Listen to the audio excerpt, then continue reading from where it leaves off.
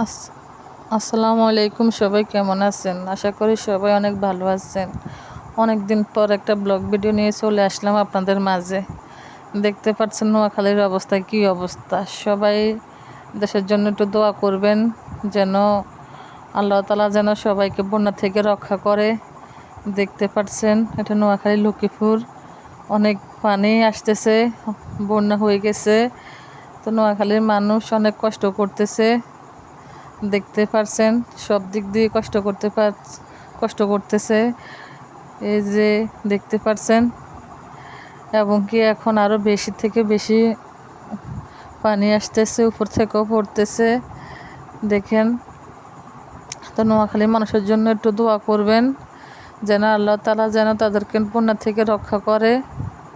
আপনাদের কাছে এটাই একটু দোয়া রইল এবং ভালোবাসা চাই আপনাদের।